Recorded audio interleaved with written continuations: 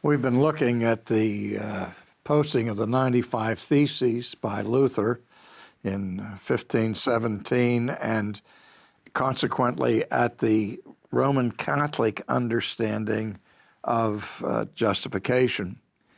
And in Luther's theses, he brought into question the whole system of justification that was embraced by the Roman Catholic Church. At this point, he still believed essentially in the Roman system, but questions were beginning to haunt him. And among them was the question of the treasury of merits.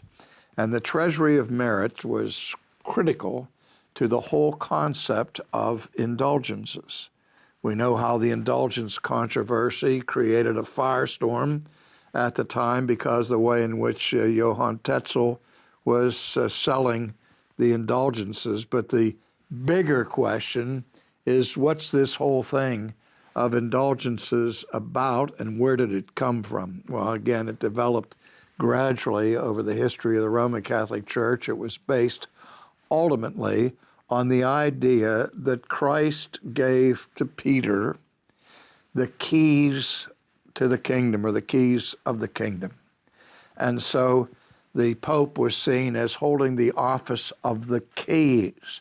And the keys of the kingdom included authority over the dispensing and distribution of indulgences. Jesus said to his disciples, whatever sins you remit on earth will be remitted in heaven, and so on. Now, the treasury of merit became front and center in this whole idea of the sale of indulgences.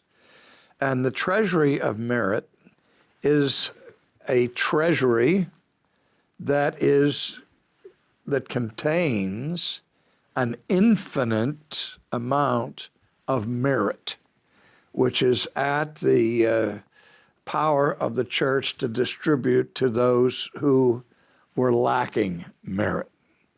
Now, in the first place, the chief deposit to the treasury of merits was the merit of Christ. But it was not only the merit of Christ that was or is in the treasury, because the concept of the treasury of merit still exists in the Roman communion. But in addition to the merit of Jesus was also the merits of Mary. And in addition to the merits of Mary were added the merits of the saints. Now, there are very few people historically in the Roman view who die and go directly to heaven. The overwhelming majority of people who die with impurities still on their soul, so they have to go to purgatory, have those impurities purged or cleansed before they can go to heaven.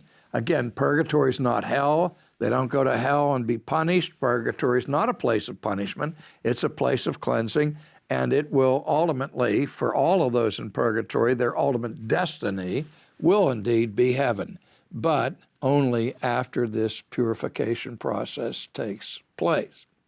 Now, the problem then is that people who are in purgatory don't have sufficient righteousness to get them directly to heaven. Now, as I say, there are a handful of people historically who died with no impurities on their soul, with sufficient merit to get them into heaven directly.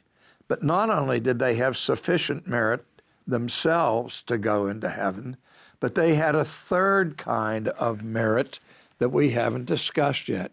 We've already looked at the distinction between condign merit and congruous merit with respect to the sacrament of penance.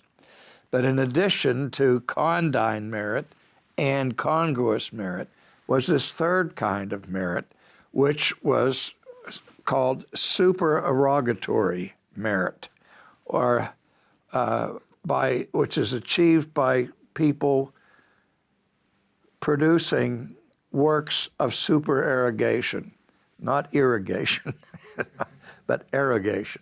supererogatory works are those works that are so good, so meritorious, that they're beyond the call of duty. It's an excess or extra merit, which if you, for example, perform works of supererogation, more works than you need to get into heaven, those extra merits or excess merit is then deposited into the treasury of merit. And it's from that treasury that the church, through the Pope, has the power to apply merits to those who are lacking.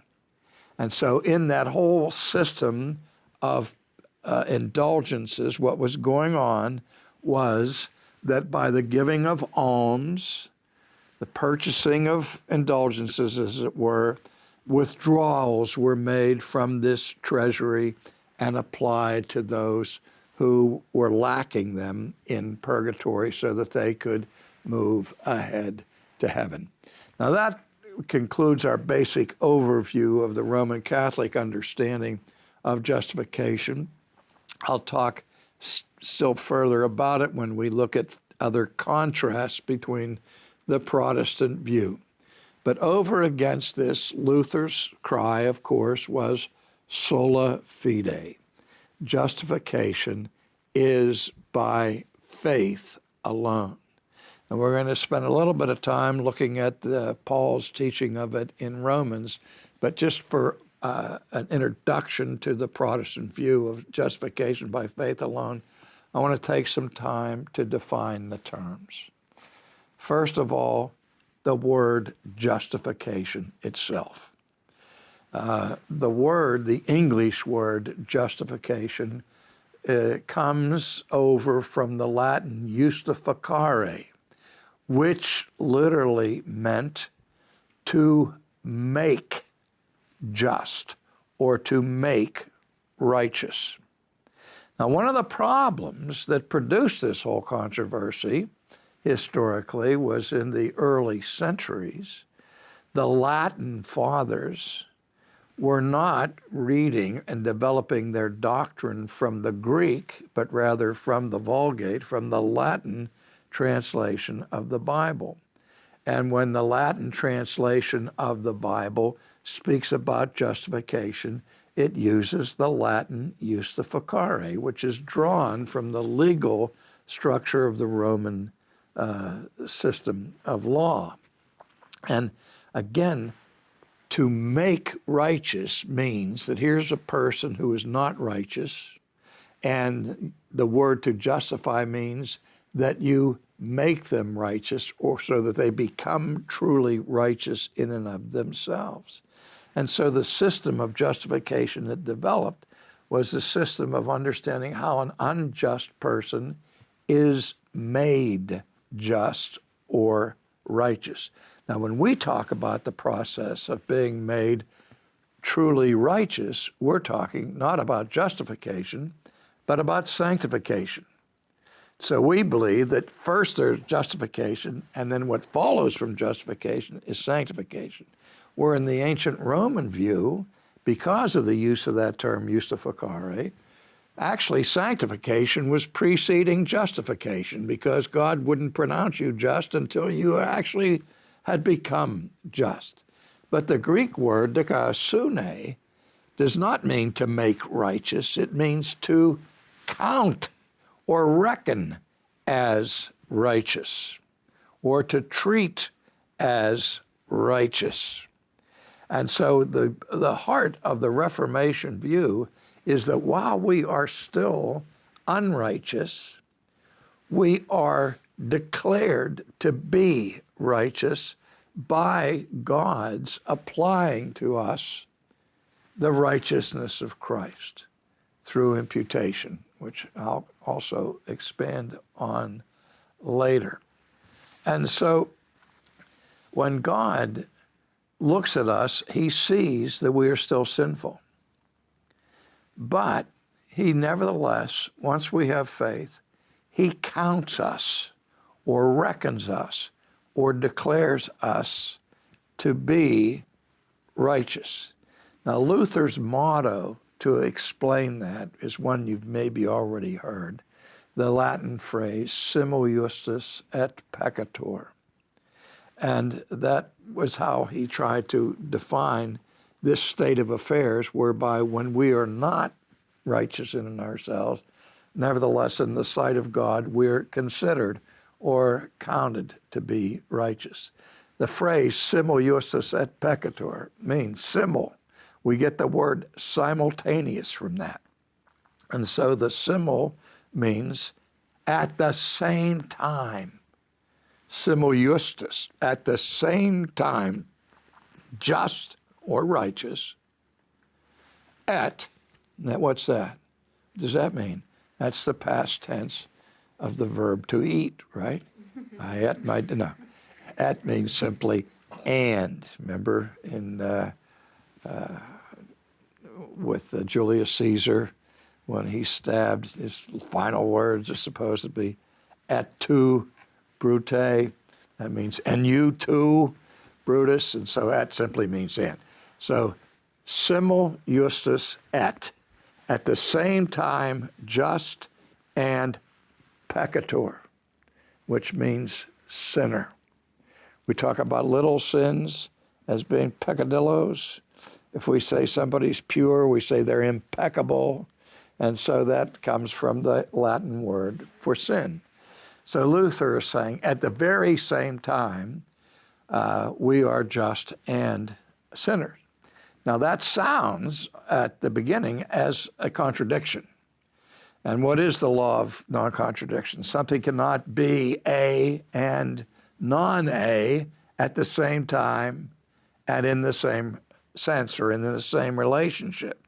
Now Luther is saying here, we are at the same time A and non-A, righteous and sinner, but not in the same relationship. In and of ourselves, we remain sinners, but we are righteous by virtue of the transfer of Christ's righteousness to ourselves, by virtue of the imputation of his righteousness. Now, we said at the beginning of our study of the Roman view of justification that it starts at baptism with an infusion of grace. And so a justified person, according to Rome, is justified on the grounds of infused righteousness that then is possessed inherently by the believer. The Protestant view is that we are justified not by an infusion of righteousness, but by an imputation of righteousness.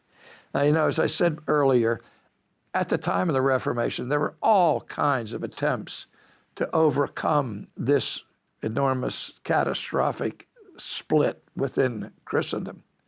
And the final one at Regensburg came this close to healing the breach and solving the schism and resolving the theological dilemma. But the sticking point that was never able to be resolved then or now is the case of imputation. Rome has always rejected the idea that we are justified on the basis of an imputed righteousness, a righteousness that is not